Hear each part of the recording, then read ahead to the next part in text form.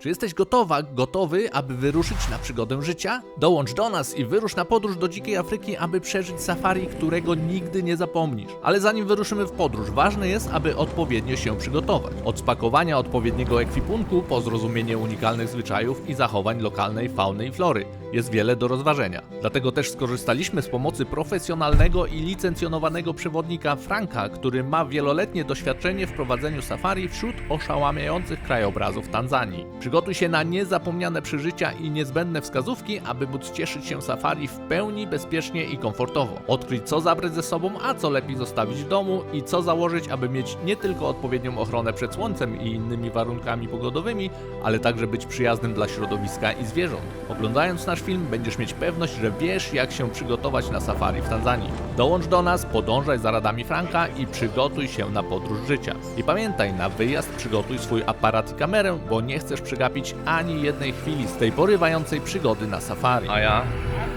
przygotowuję już lepszy aparat i zaraz będziemy wjeżdżać do parku. Dzisiaj podzielimy się częściowo naszymi doświadczeniami, ale głównie oprzemy się na zaleceniach profesjonalnego i licencjonowanego przewodnika Franka, z którym zresztą mamy przyjemność współpracować przy organizacji takich wyjazdów na safari z Zanzibaru i z całej Tanzanii. Safari to chyba największe przeżycie podczas naszego pobytu na Zanzibarze i póki co w Afryce. Od tamtej pory cały czas zastanawiamy się, kiedy ponownie uda nam się wybrać na prawdziwe afrykańskie safari. Wrażenia są. Widzieliśmy na koniec lwy z odległości 1,5 metra. Nasz wyjazd na safari zaczęliśmy planować, jak tylko dowiedzieliśmy się, że taką wycieczkę można łatwo zorganizować z Zanzibaru. Przyjechał po nas kierowca, do hotelu nas zabrał.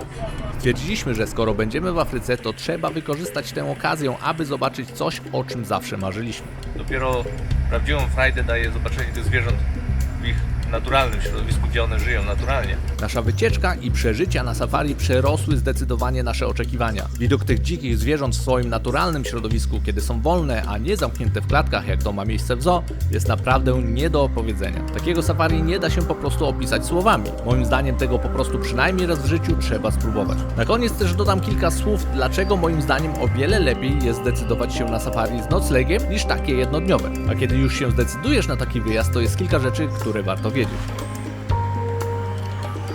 Punkt pierwszy: odzież. Jeśli chodzi o to, jak się ubrać na wyjazd na safari, to najlepiej wybrać ubrania w kolorach, które można spotkać w naturze. Staraj się unikać bieli oraz żółtego i czerwonego koloru, bo są one bardzo wyraźnie widoczne dla zwierząt. W czasie okresu deszczowego i zaraz po nim, kiedy wykluwa się więcej owadów, dobrze jest też unikać koloru niebieskiego oraz czerni, jako że są one bardziej atrakcyjne dla owadów. Różne sezony w Afryce różnią się nieco pogodowo od siebie, ale przez większość roku wystarczy raczej lekki ubiór, bo w Tanzanii praktycznie przez cały rok jest dość ciepło. Jednak w czerwcu i w lipcu zaleca się zabranie drugiej warstwy odzieży, bo wieczorem i rano może być trochę chłodno. Jakaś bluza w zupełności powinna wystarczyć. Czapki i kapelusze są zawsze zalecane, aby chronić głowę przed słońcem. Większość czasu oczywiście spędza się w samochodzie, ale uwierz lub nie, będą miejsca i momenty, kiedy będzie można z samochodu wysiąść. Jeśli chodzi o obuwie, to zaleca się jakieś lekkie buty lub ewentualnie sandały. Frank nie zaleca jednak jechania na safari w klapkach czy w japonkach. Charakterystyczne klapanie podczas chodzenia w japonkach zwabia hipopotamy, no i ciężko się w nich ucieka przed lwami.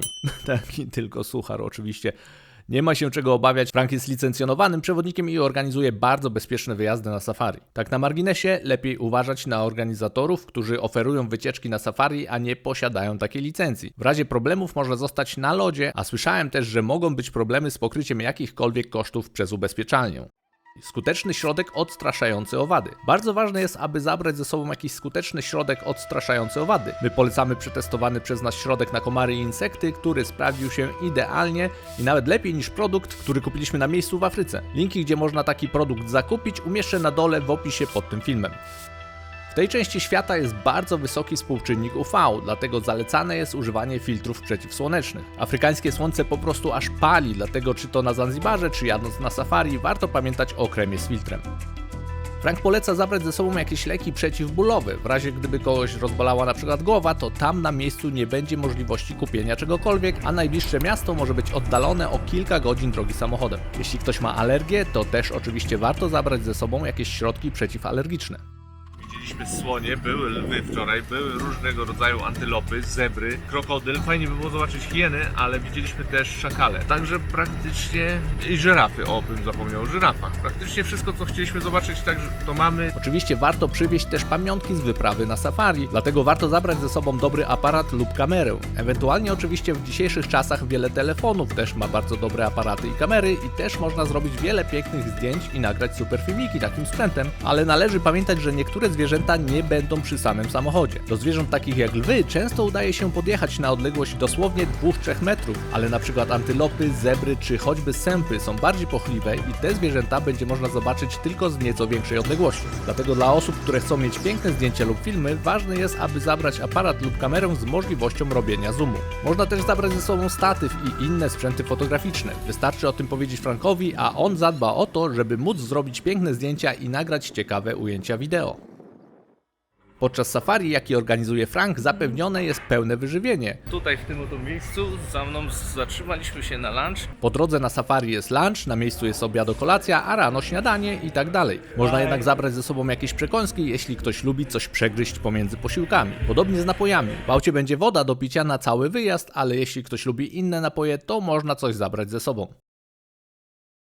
Co można zrobić z walizkami wyjeżdżając na safari? Jeśli nie chcesz na Zanzibarze płacić w hotelu za nocleg, kiedy i tak w tym czasie będziesz na safari, to Frank zawsze powtarza, że można zabrać bagaże ze sobą. W dużym aucie terenowym nie ma problemu z miejscem, więc można zabrać swoje rzeczy ze sobą na wyprawę na safari. Bagaż do 23 kg można też zabrać ze sobą na prom i jest on też wliczony w cenę biletu lotniczego, którym wraca się na Zanzibar. Także wszystko jest ogarnięte. Zatem każda osoba może mieć ze sobą bagaż podręczny i bagaż rejestrowany do 23 kg.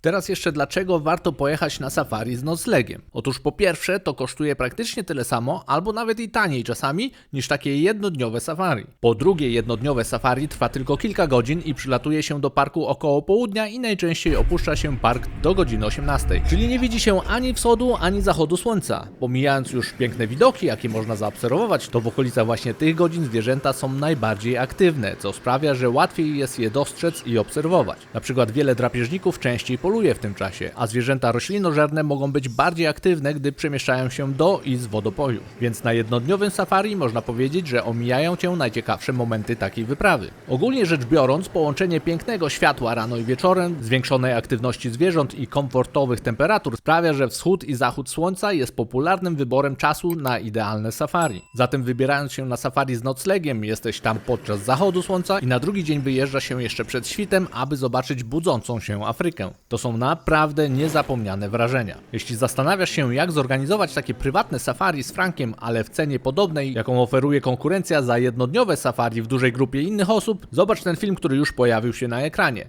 Tam znajdziesz wszystko, co potrzebne, aby zorganizować super udane, prawdziwe safari w Tanzanii. Na dzisiaj to już tyle. Do zobaczenia, do usłyszenia w kolejnych odcinkach.